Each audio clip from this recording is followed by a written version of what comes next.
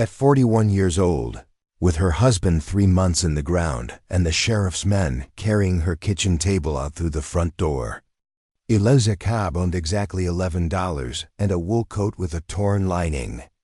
The Farmers and Merchants Bank of Merrow Creek, Kansas, had called in the note her husband Thomas had signed the winter before he died, and Otis Pruitt, the bank's owner, had not waited so much as a season of mourning before he sent men to strip the house bare and post the land for sale.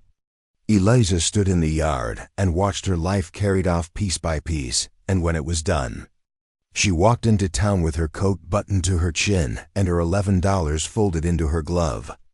And she saw a notice nailed to the courthouse door announcing that the old chapel out on Hollow Road, repossessed for unpaid taxes and abandoned longer than anyone could rightly remember, would be sold at auction that very afternoon to whoever would take it off the county's hands. Nobody wanted a crumbling church with a caved roof and a bell tower full of swallows. Nobody but Eliza, who paid $9 for it and walked the 2 miles out to see what she had bought, and found, beneath the rotted floorboards of that forgotten sanctuary, a door that led down into the earth, and a story the whole town had spent 60 years trying to forget. What she found down there would not just save her. It would call an entire lost congregation home. Settle in, and let us tell you the story of Eliza Cobb. If you are watching this from somewhere that feels forgotten tonight, somewhere the world seems to have written off, we hope you will tell us in the comments where you are watching from. We read everyone. Eliza had not always been a woman who counted coins in a glove.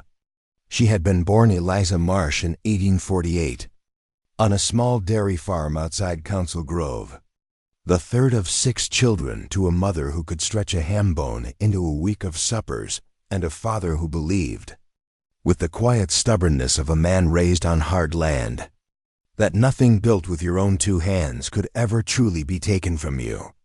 It was her father, Amos Marsh, who taught her to read a ledger before she could properly write her own name in cursive, sitting her on his knee at the kitchen table while he squared the farm's accounts by lamplight, showing her how a column of numbers could tell the truth about a family's fortunes even when nobody wanted to say it aloud. It was her mother, Ruth, who taught her to mend anything, a torn hem, a cracked plate glued back together, a friendship gone brittle with a hard word, because Ruth Marsh believed that most things in this world were not broken beyond repair, only neglected, and that neglect was a kind of cruelty a patient hand could undo. Eliza grew up believing both of these things at once, that a person ought to know the true worth of what she held, and that worth was very often hidden under a layer of dust nobody had bothered to wipe away. She married Thomas Cobb in 1868, a quiet carpenter with sawdust always caught in the creases of his knuckles, a man who did not say much but who built things that lasted, barns that stood through blizzards, porches that never sagged, a cradle he made with his own hands the year they lost their first child to a fever before she was 3 months old. They never had another baby after that, though they tried and grieved and tried again. And in time the grief settled into something quieter, a shared ache they carried together rather than a wound that separated them. Thomas built up a modest carpentry trade in Merrow Creek, and Eliza kept his books, and between the 2 of them they built a small, steady life, not wealthy, never wealthy, but solvent, respected, their names known kindly around town. She sang alto in the Methodist choir. She taught 2 of the neighbor children their letters. She was by every account anyone in Merrow Creek would have given you in the spring of 1888. A woman whose life had found its proper shape. Merrow Creek itself was a town of perhaps 900 souls, sitting where the Cottonwood River bent westward through a shallow valley of good bottomland. Its main street lined with false-fronted stores and a grain elevator that had gone up only 8 years before. The pride of a town still young enough to believe its best days were ahead of it rather than behind. Otis Pruitt had come to Merrow Creek in the early 70s with money nobody quite understood the origin of, and within a decade he owned the only bank for 30 miles. and a good portion of the paper that held the town's farms and businesses together. He was not an outwardly cruel man. He tipped his hat to ladies on the boardwalk and gave generously to the church roof fund and sat on the school board. But there was a coldness in him that Eliza had noticed even as a young bride, a way he had of looking at a man's land or a woman's house, not as a home, but as collateral, a number waiting to be called due. Thomas had borrowed from him only once in the hard winter of 1887, when an early freeze ruined a season's worth of contracted lumber work and left them short. It was meant to be a small temporary thing. Thomas fully intended to pay it back that spring with new commissions already promised. But in March of 1888, while repairing a church steeple in the neighboring county, Thomas Cobb fell 40 feet to the frozen ground and did not wake again. Eliza buried her husband on a Tuesday with the ground still hard enough that the gravediggers had to work in shifts. She wore black for the required season and kept the shop's books as best she could, hiring a young journeyman to finish Thomas's outstanding commissions, believing, as any reasonable widow might, that a debt owed in good faith to a man's memory would be extended a season's grace by his neighbors and his bank alike. Otis Pruitt extended no such grace. Within 4 months of Thomas's death, citing terms in the note that Eliza had never fully understood and that Thomas, trusting man that he was, had never thought to have a lawyer examine, Pruitt called the debt due in full, and when Eliza could not produce the sum, he foreclosed on the house, the shop, and the small parcel of land it sat upon, and sold the lot at a sheriff's auction to a cousin of his own from Emporia for a price so low that even the men gathered to watch shifted uncomfortably in their boots. There's a particular kind of falling that has no bottom you can brace for, and Eliza learned it in the space of that single summer. She had been a wife with a trade and a choir seat and a name people said warmly on the street, and by August she was a widow with $11, a borrowed room above the Mercantile that she could afford for exactly 2 more weeks, and a reputation, whispered by some of the very people who had once called her friend, as a woman who had somehow mismanaged her own husband's affairs. For it is always easier for a town to believe a widow careless than to believe its banker cruel. She did not weep in front of anyone. She had been raised by Ruth Marsh, after all, and Ruth Marsh's daughter did not fall to pieces on a public street.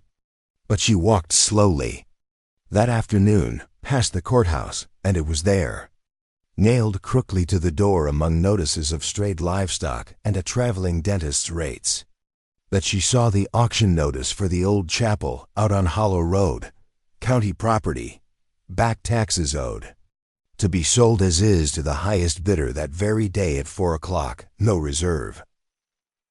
Asterisk.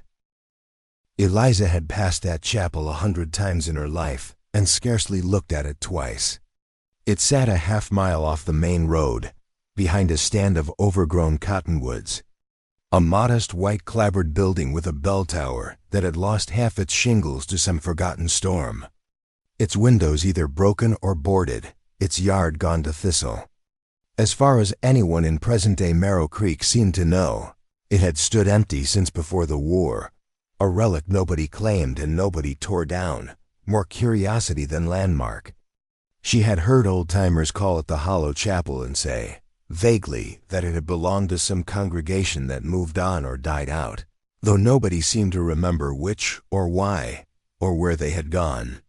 It was, in short, exactly the kind of thing nobody in Merrow Creek wanted, which was precisely why, standing there with 9 of her $11 and nowhere else in the world to put them, Eliza Cobb decided she wanted it very much.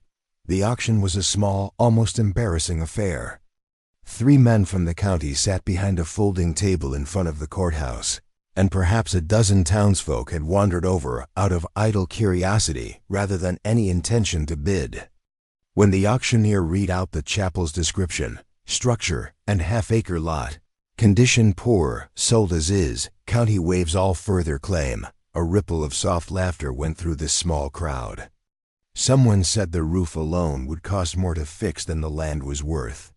Someone else said it was probably haunted, and there was more laughter at that, though Eliza noticed it was thinner than the first round, as though the joke touched something people preferred not to examine too closely. When the auctioneer asked for an opening bid, there was a long, awkward silence. The kind of silence a town produces when it has quietly agreed a thing is worthless and is waiting for someone to be foolish enough to prove it. Eliza raised her hand and said, in a voice steadier than she felt, $9.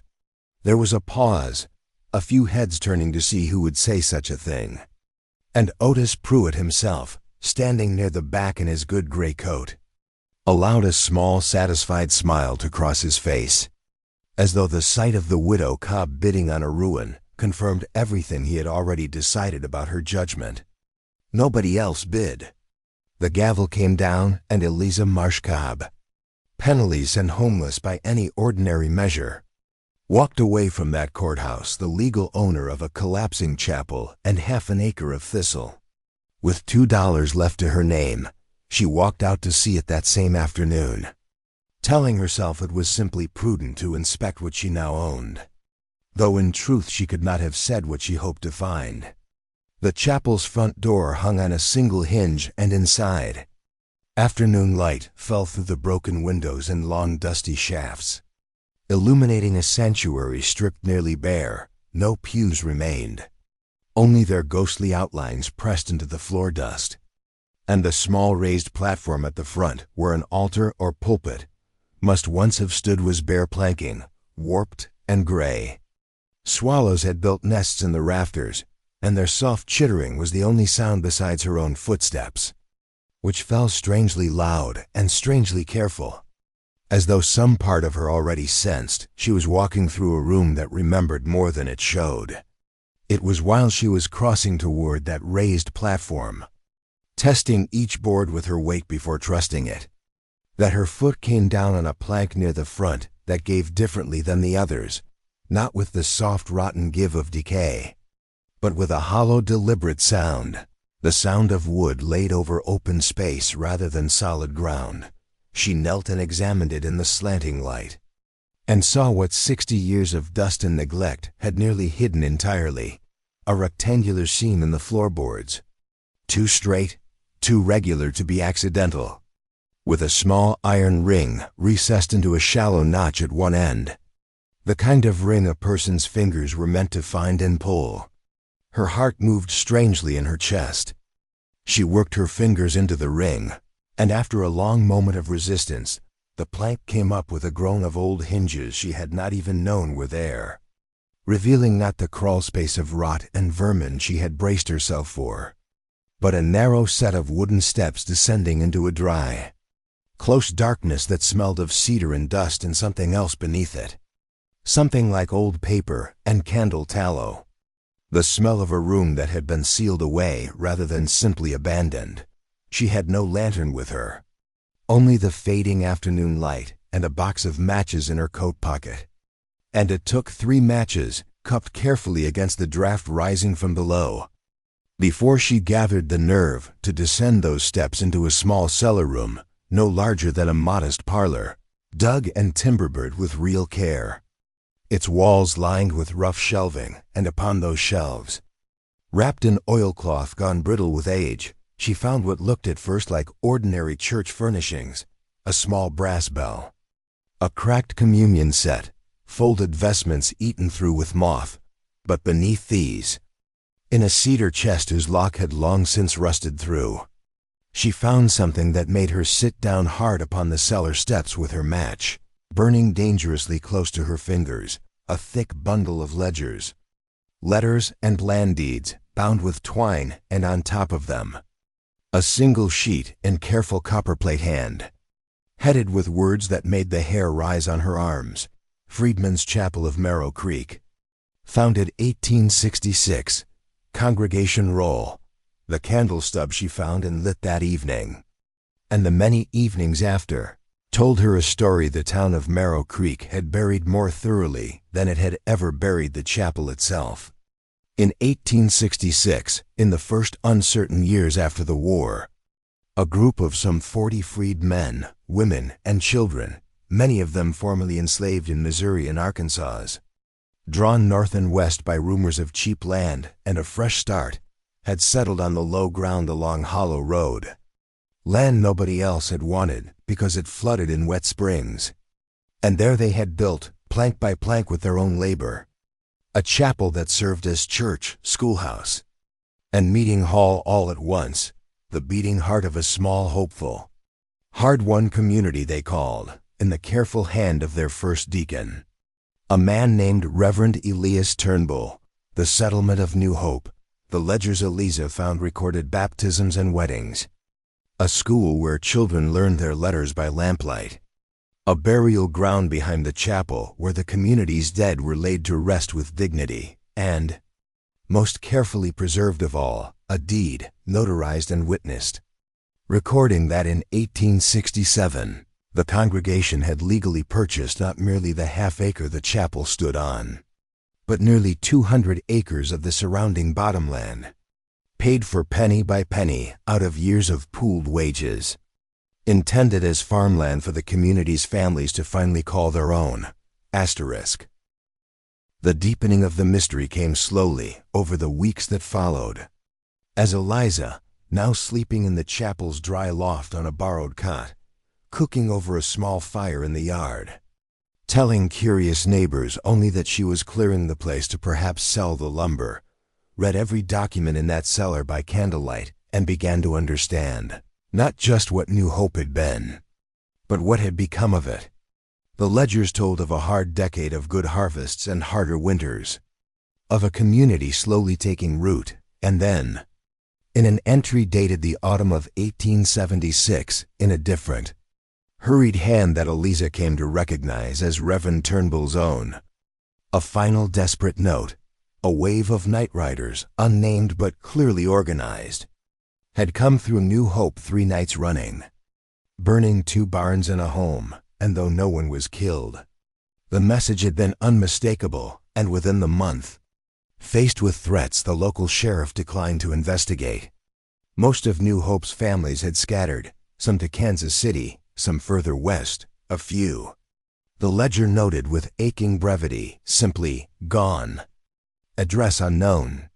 Reverend Turnbull's final entry, dated that December, recorded that he alone remained to seal the chapel's records beneath its floor, that the truth of what we built here should not vanish with us, though we ourselves must go, and that he had left the deed itself, the actual deed to those 200 acres, filed at the county courthouse under the congregation's name, trusting that one day someone honest would find it and see justice done. Eliza, working backward through county tax records, she quietly requested from a clerk she trusted, a widower named Samuel Whitcomb, who had known Thomas and pitied her plight without condescension, discovered the final damning piece, that in 1877, a single year after New Hope's people fled, a young and ambitious newcomer to the county, one Otis Pruitt, had purchased that same 200 acres from the county for a fraction of its worth, on the grounds that it had been abandoned, the original deed apparently lost or overlooked in the courthouse's disordered records of that chaotic decade. It was that very parcel, expanded and improved over the years, that had become the foundation of Otis Pruitt's fortune, the same fortune that now owned Marrow Creek's only bank, and had so coldly foreclosed on Eliza's own home not 6 months before. Eliza did not act rashly. She had her mother's patience and her father's respect for the plain, undeniable truth of a well-kept ledger, and she understood that a story this old and this dangerous to certain reputations would need more than her word alone to be believed. She spent 3 careful months as autumn turned to winter, corresponding by letter, funded by odd mending and bookkeeping work she took in around town, work that kept her fed and kept her presence in Marrow Creek unremarkable, with the state archives in Topeka, with a sympathetic land attorney named Mr. Josiah Reyes, who agreed to examine the original 1867 deed once she located its filing number in Reverend Turnbull's careful ledger. And most patiently of all, with anyone who might know what had become of New Hope's scattered families. It was Samuel Whitcomb, in the end, who found the thread that mattered most. A Turnbull still living. The Reverend's own granddaughter, a schoolteacher named Cassandra Turnbull residing in Kansas City, who had grown up on her grandfather's stories of a chapel and a stolen inheritance she had never quite believed were more than an old man's grief speaking. The conflict came, as Eliza had known it would, the moment Otis Pruitt learned what she was doing. It began quietly enough, a polite visit to the chapel one October afternoon. Pruitt in his good coat, offering to buy the property back from her at a generous markup. $25, more money than she had seen in one place since Thomas died. Framed as a kindness to a struggling widow who surely had no use for a ruin. When Eliza declined, gently but plainly, his manner cooled considerably. And within the week, the whispers began moving through town with a speed and uniformity that told her exactly whose hand was guiding them, that the widow Cobb had gone strange out at that old chapel, digging around in the dirt, filling her head with foolishness about buried gold. That decent folk ought to keep their distance. When whispers failed to move her, Pruitt tried the courthouse itself, quietly pressuring the county clerk to misplace or delay the very deed filing Eliza had asked Mr. Reyes to formally request. A delay that cost her 6 anxious weeks and very nearly her nerve. And when even that failed, in the cold first days of December, someone set fire to the dry cottonwoods behind the chapel in the deep of night. A fire Eliza woke to and fought alone with buckets from the well until 2 neighboring farmers, roused by the smoke and moved by a decency that had not entirely left Marrow Creek, came to help her beat it back before it reached the building itself. No one was ever charged, but everyone, including Eliza, understood the message well enough. And understood too whose hands, however indirectly, had struck the match. It was that fire, oddly enough, that turned the tide. For it was witnessed by 6 townspeople drawn by the smoke. And among them was the Reverend Whitfield of the very Methodist church where Eliza had once sung alto. A man who had known Thomas Cobb and thought well of his widow, and who began, quietly, to ask why a lonely woman clearing an old ruin should attract such trouble at all. The climax came on a bright cold morning in late January of 1889, when Mr. Josiah Reyes arrived in Marrow Creek on the morning train with a certified copy of the original 1867 deed in his case. And Cassandra Turnbull arrived beside him, having traveled from Kansas City at Eliza's earnest invitation, carrying her grandfather's own worn Bible and a photograph of the New Hope congregation, standing proudly before their finished chapel in 1868. 40 faces Eliza now recognized from the careful roll she had read so many times by candlelight. Together, in the county courthouse before a gathering that included the county judge. A visibly uncomfortable Otis Pruitt summoned under formal legal notice, and a growing crowd of townspeople drawn by rumor of something momentous unfolding. Mr. Reyes laid out the documented history plainly and without embellishment, the legitimate 1867 purchase, the terror that drove New Hope's families away, the deed never truly abandoned, but simply overlooked in a disordered decade, and the county's improper 1877 sale of land it had never rightfully owned to sell. The judge, a careful man named Harmon Voss who had no particular love for Pruitt's grip on the county's finances and every respect for a properly notarized deed, took only a single recess to confer before ruling that the original New Hope deed held legal priority, that the disputed acreage's title was clouded at best and fraudulent at worst, and that restitution, in some substantial form, was owed. Otis Pruitt did not go to prison. The law of 1889 Kansas was not swift or thorough enough for that. And the men who had ridden against New Hope in 1876 were long past reach. But he lost. In a single cold afternoon, both the land his fortune had been built upon and, more painfully to a man of his particular vanity, the respect of a town that had trusted his coat and his handshake for 15 years and now looked at him differently on the street. The way one looks at a well one has learned runs bitter beneath its clear surface.